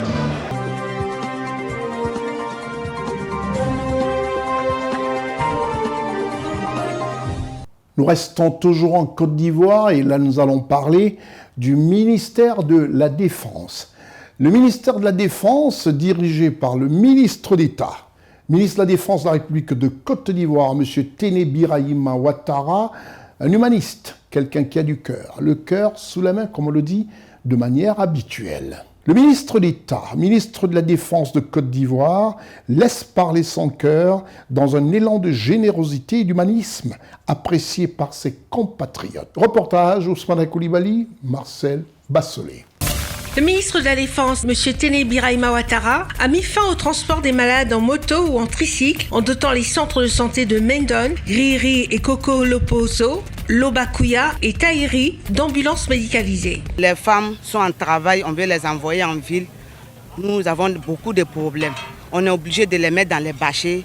On n'avait pas de route, mais grâce au président, aujourd'hui nous sommes heureux. Vous venez doter le centre de santé d'une ambulance. Vous venez de sauver des vies. Monsieur Kébé Mahamadou, président du conseil régional de Boclé, représentant le ministre d'État, ministre de la Défense, Monsieur Téné Birahima Ouattara, a remis les clés des véhicules au centre de santé. La remise de l'ambulance a été possible grâce au ministre d'État, ministre de la Défense, Téné Birahima Ouattara. Je suis là pour vous renouveler mon engagement à faire en sorte que la volonté du président de la République, à travers son programme, soit une réalité dans notre région. Après la cérémonie de remise des clés de 5 ambulances médicalisées flambant neuves, destinées à renforcer le dispositif de santé de la région, le président du conseil régional de Boclé a procédé à une autre donation importante. Il a en effet remis officiellement les clés d'un tout nouveau centre de santé, un établissement crucial pour la population, au village de Kokoidou.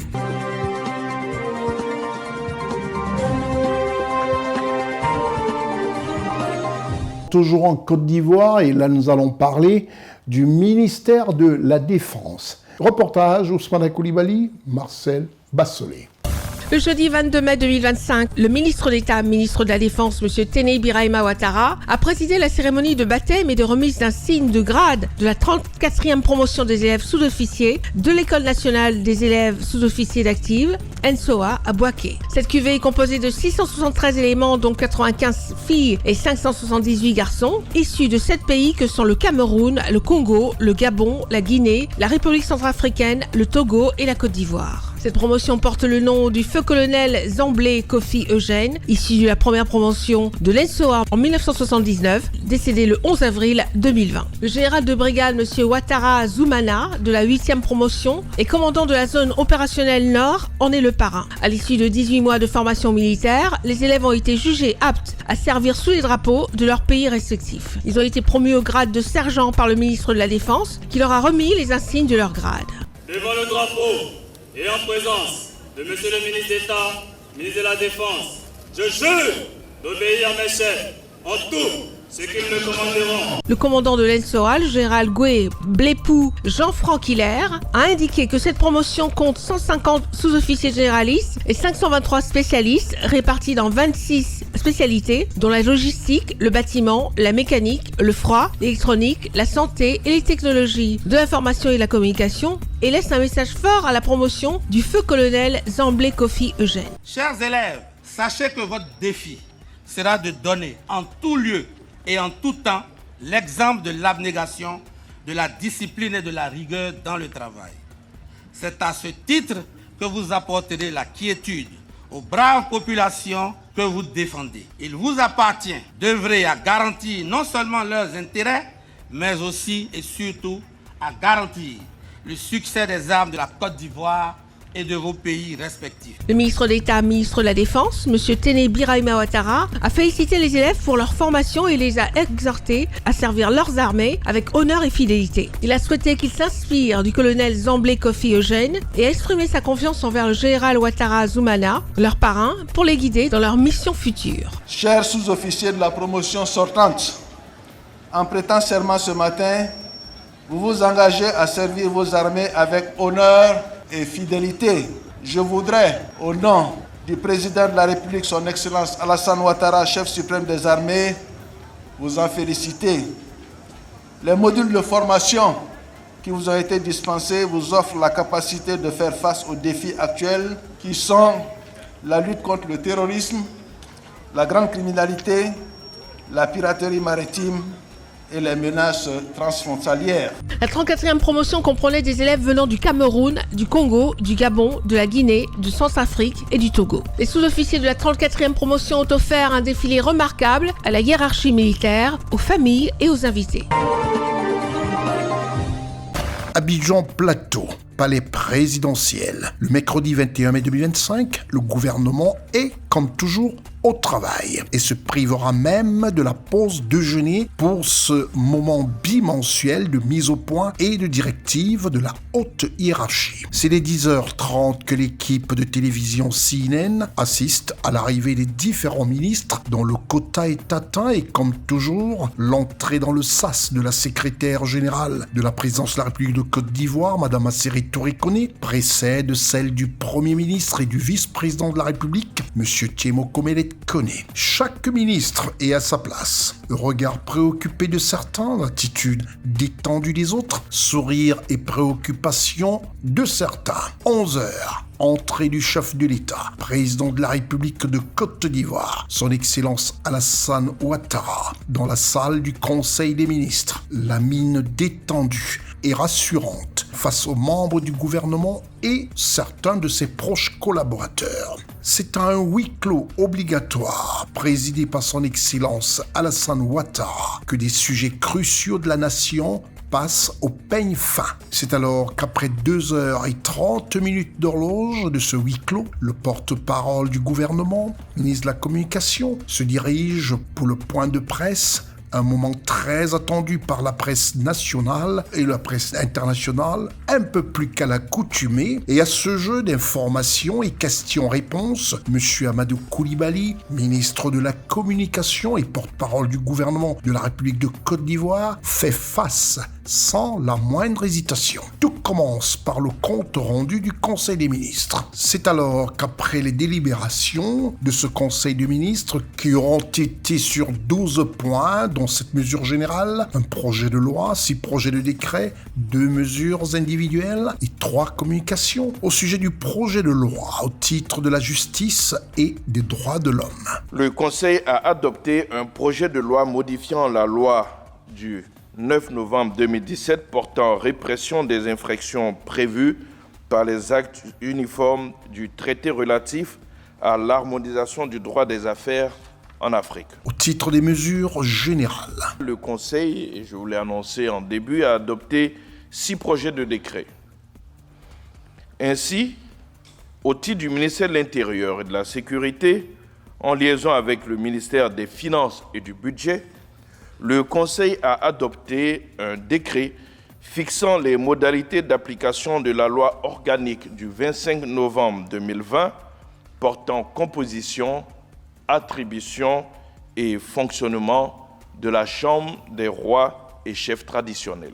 Au titre du ministère des Mines, du Pétrole et de l'Énergie, en liaison avec le ministère des Finances et du Budget, le Conseil a adopté un décret portant approbation de la convention de concession dénommée Convention Katiola Solar Power pour la conception, le financement, la construction, la détention en pleine propriété, l'exploitation et la maintenance d'une centrale solaire de 50 MW crête dans la région du Hambol à Katiola. Au titre du ministère des Affaires étrangères, de l'intégration africaine et des Ivoiriens de l'extérieur, et cela en liaison avec les ministères concernés, le Conseil a adopté 3 décrets. Le premier décret portant ratification de l'accord de prêt d'un montant total de 40 milliards de francs CFA conclu le 7 février 2025 entre la Banque ouest-africaine de développement, la BOAD, et la République de Côte d'Ivoire en vue du financement partiel du projet de construction de 4300 logements sociaux et économiques en Côte d'Ivoire, phase 2, et de 1200 logements à Akupé Zedji PK24. Le deuxième décret, adopté par le Conseil, porte ratification de l'accord de financement d'un montant total de 69 530 000 euros, soit 45 608 690 210 francs, composé d'un prêt d'un montant de 27 050 000 euros et d'un prêt additionnel d'un montant de 42 480 000 euros, conclu le 13 février 2025 entre le Fonds international de développement agricole, donc le FIDA, et la République de Côte d'Ivoire pour le financement du projet de pôle agro-industriel dans le Nord-Est. Le troisième décret adopté, quant à lui, est relatif à la ratification de l'accord de prêt d'un montant total de 76 600 000 US dollars, soit environ 47 913 300 000 francs CFA, répartis en un crédit de tranche A d'un montant de 20 millions de dollars US et un crédit de tranche B d'un montant de 56 600 000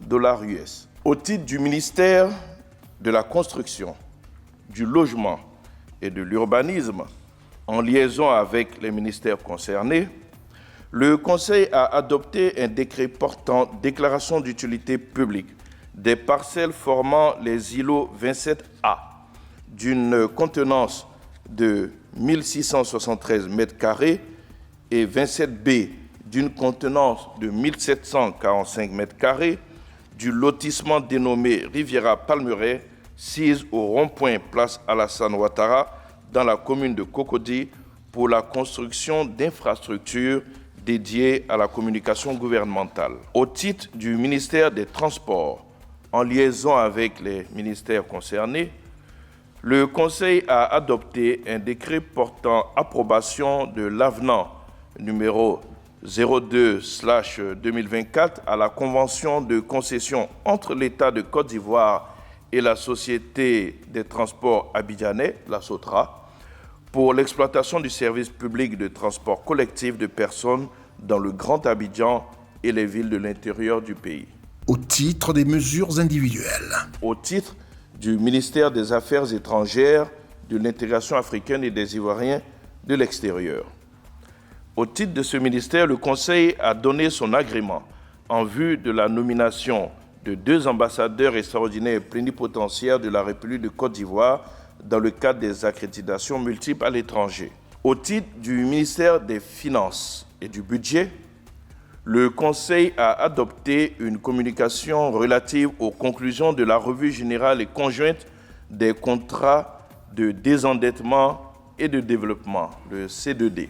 Au titre du ministère des Finances et du Budget, en liaison avec le ministère de l'Économie, du Plan et du Développement, le Conseil a adopté une communication relative à la présentation du document de programmation budgétaire et économique pluriannuelle, le DPBEP 2026-2028.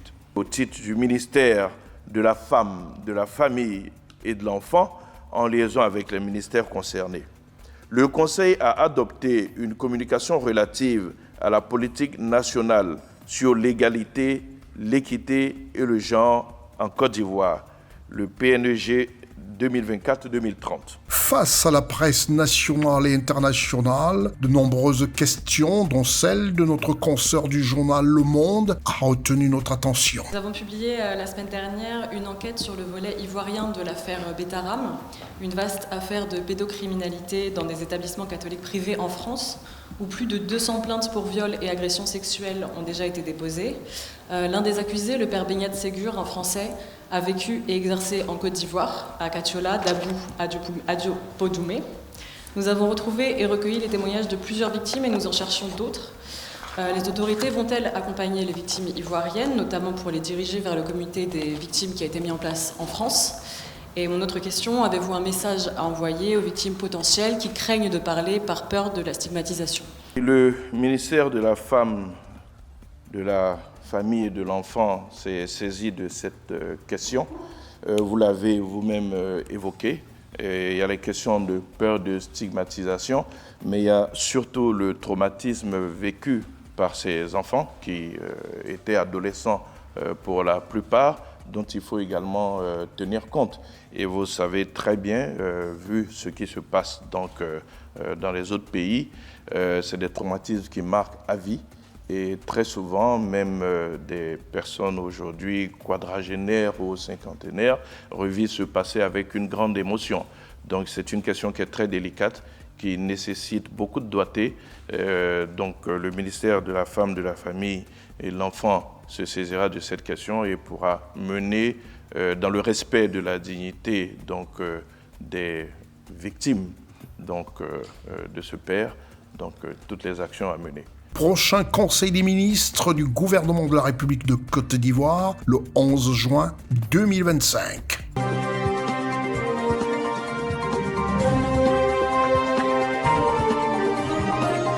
Nous quittons la Côte d'Ivoire pour faire un tour du côté du Gabon, mais surtout parler de la Cour internationale de justice qui a rendu son verdict le 19 mai dernier, en présence des 2 parties gabonaises et équato-guinéennes, pour un litige frontalier qui perdure depuis 150 ans. Ça, il faudrait le dire. Et à ce litige, il faudrait simplement se dire qu'après le délibéré rendu par la Cour internationale de justice, personne ne s'en sort gagnant, contrairement à ce qui peut se dire. On peut même d'ailleurs dire que le Gabon s'en est tiré, ou alors, comme on le dit, a tiré son épingle du jeu. Comment comprendre que le village natal du président de la République de Guinée équatoriale, le village natal, c'est-à-dire Mongomo, le village natal de la première dame de la Guinée équatoriale, c'est-à-dire Bibéim. Comment comprendre qu'à la décision de la Cour internationale de justice, ces deux villes, précédemment des villages, reviennent de facto, selon la Cour internationale de justice, au Gabon, et que les trois îles querellées deviennent de facto, faute peut-être à la présence de l'acte original, la signature d'un traité historique, reviennent comme ça à la Guinée. Ça renvoie ces deux pays à un autre round. Depuis la CPI, on va voir le commentaire de toute la rédaction de CNN au sujet de cette grande décision.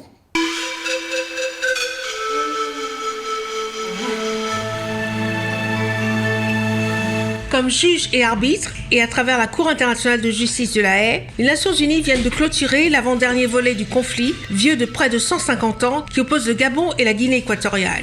Conflit qui, à sa manière spirituelle, juridique et symbolique, raconte l'histoire de l'Afrique, l'histoire des Africains. De manière surprenante, cette histoire vient à point nommé pour réveiller les Africains, pour leur rappeler qu'ils ne sont rien d'autre que des membres d'une grande famille, l'Afrique. Pour en savoir plus, il faut parcourir quelques dates. 27 juin 1900. C'est la Convention de Paris dont l'article 7 reconnaît expressément à l'Espagne la souveraineté sur les îles Corisco, Elobé Chico et Elobé Grande, ce qui est une reconnaissance tacite de la souveraineté de la France sur les îles Mbagné, Cocotier et Conga. C'est cette sorte de parole donnée que l'Espagne n'a pas voulu respecter par la suite. C'est cette querelle que la Guinée équatoriale et le Gabon ont hérité depuis les indépendances. Mais s'agissant en quelque sorte d'une affaire de famille, les présidents Omar Bongo Ondimba et Mathias Guéma ont décidé de régler le différend en famille à l'africaine.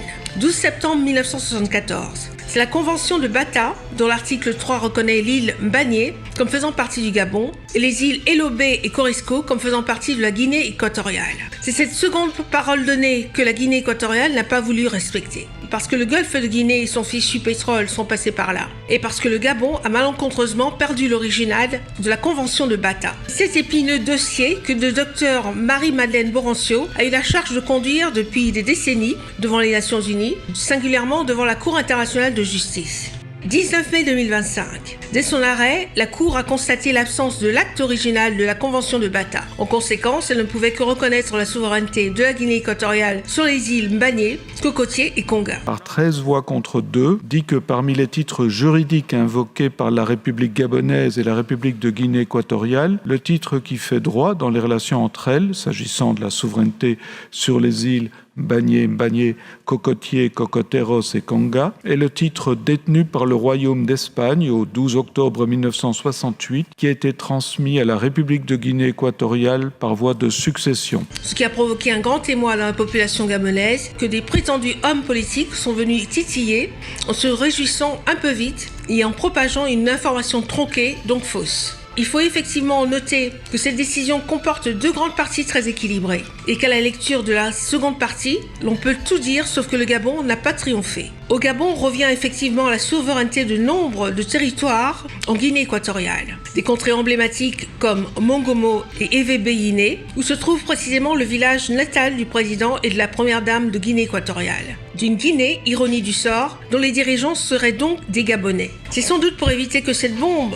historique et sociologique ne vienne exploser sur la figure de quelques apprentis sorciers que la décision du 19 mai 2025 apparaît dans toute sa splendeur symbolique. Une sorte de jugement à la Salomon moderne qui invite le Gabon et la Guinée équatoriale à s'asseoir et décider comment sortir de ce qui est plus qu'un imbroglio, en faisant à l'africaine comme dans la famille africaine.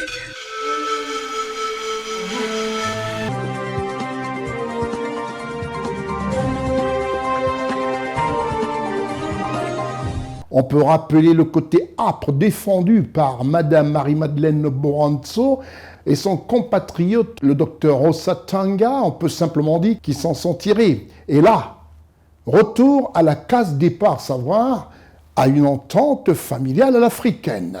Je vous retrouve juste après la réclame. On reste toujours au Gabon et on va parler comme ça des prouesses d'un délégué spécial de la mairie de Libreville. Le délégué spécial en charge de la gestion de la commune de Libreville, M. Adrien Mba Nguema, était face aux responsables administratifs. Reportage depuis Libreville, Nestor et Comier, CNN, Libreville. Le mercredi 21 mai 2025, à l'hôtel de ville de Libreville, M. Adrien Guémamba a rencontré les responsables administratifs après avoir consulté les délégués spéciaux de Libreville.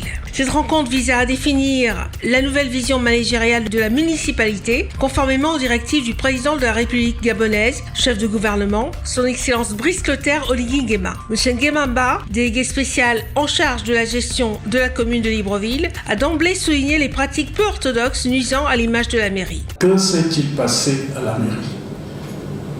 Où tout se vit dans les réseaux sociaux, où les règlements de compte se font dans les réseaux sociaux.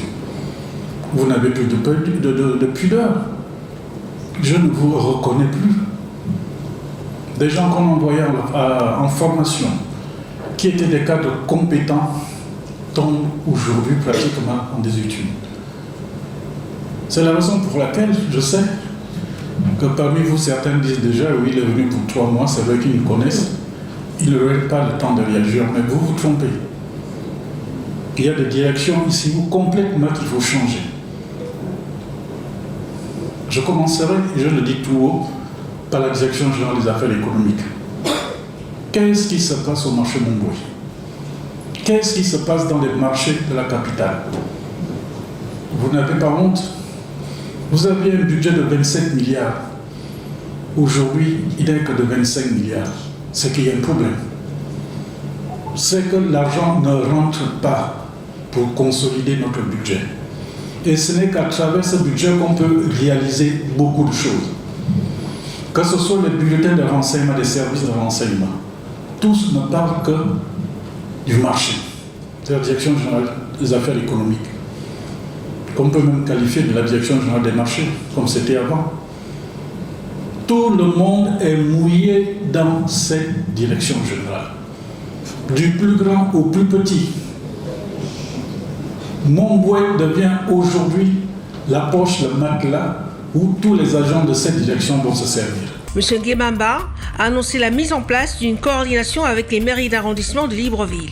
La deuxième chose que je voulais attirer votre attention aujourd'hui, c'est vrai que vous êtes à l'hôtel de ville, mais j'ai décidé de travailler en concertation et en harmonie avec les maires d'arrondissement. Vous ne pouvez pas aller faire des enquêtes, des inspections dans un arrondissement sans que le DS de cet arrondissement ne soit au courant. Et je sais des conflits qu'il y a qui découlent d'une mauvaise interprétation de notre organigramme. C'est pour ça que j'ai décidé de leur donner beaucoup de pouvoir. Désormais, lorsque vous allez faire des enquêtes, vous devez aller d'abord vous présenter chez le DS de l'arrondissement. Et ensemble, vous travaillez sur le terrain. Il convient de noter que les délégués spéciaux adjoints 1, 3 et 4, ainsi que le secrétaire général et le directeur du cabinet du délégué spécial, étaient présents lors de cette réunion.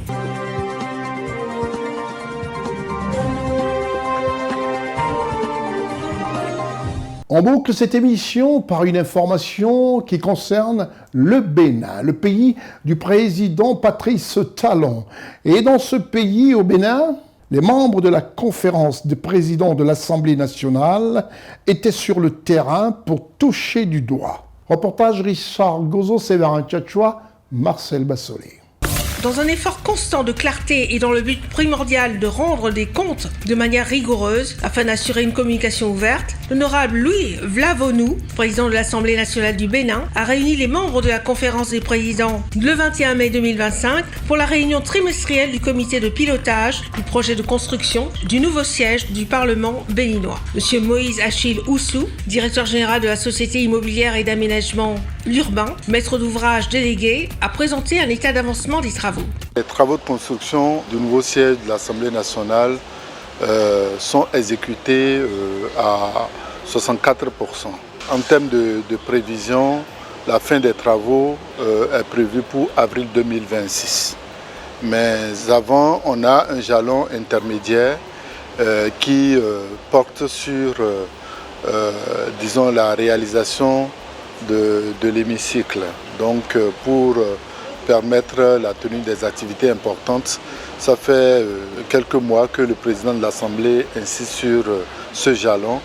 Nous pensons que si tout se passe bien, que ce jalon sera atteint en décembre 2025, c'est-à-dire donc on aura le bâtiment dans l'ensemble clos couvert, hors d'eau, hors d'air et tout avec les habillages, mais surtout la concrétisation de la partie hémicycle avec le mobilier qu'il faut pour une fonctionnalité. À l'issue de la séance de travail, l'honorable Louis Vlavonou, président de l'Assemblée nationale du Bénin, accompagné des membres de la conférence et de cadres parlementaires, a effectué une visite technique du site. Les parlementaires ont ainsi pu constater de visu l'état d'avancement des travaux, pièce par pièce. Je pense que si les travaux finissaient, ce serait une très bonne œuvre pour le Bénin, pour les députés, parce qu'en quittant nos domiciles pour l'Assemblée,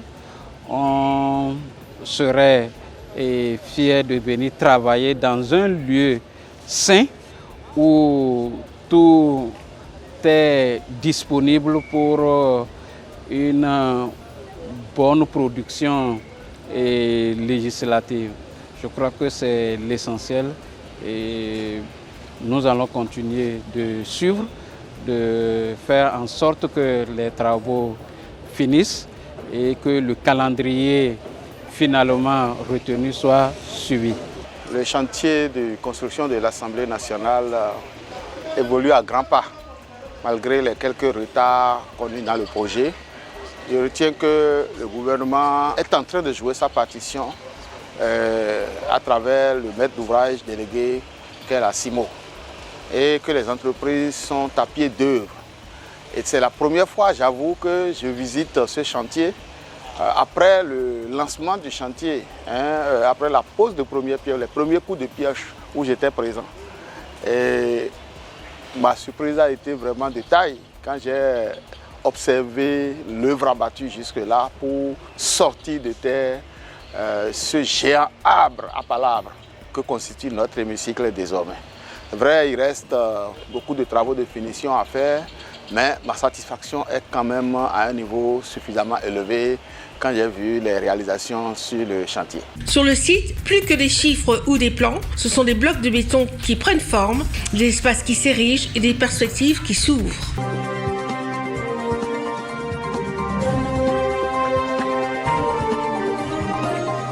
Tout en vous remerciant d'être resté assidu sur votre petit écran, pour ce programme constitué Carl Week News que vous pouvez regarder, multi-regarder pendant la semaine sur cnntv.ci.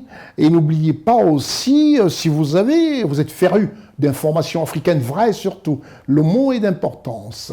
Ce programme et d'autres informations africaines sont disponibles sur www.ciwebinfo.net, sachant que le digital aujourd'hui, c'est pratiquement l'avenir. Et vous pouvez aussi, toujours en restant sur le digital, regarder sur ce bouquet, un des meilleurs sur le digital, aujourd'hui TV Garden, et vous cliquez sur CNN Télévision pour avoir toute l'information en continu. C'était votre programme d'information avec l'UIL, l'Université internationale de Libreville, le fleuron de la formation universitaire en Afrique. C'est terminé pour cette émission. J'oublierai pas de remercier toutes les équipes de CNN Libreville, CNN Douala, CNN Yaoundé, CNN Abidjan pour avoir contribué à la réussite de ce programme par des informations vraies. Je suis Constieka. Au revoir.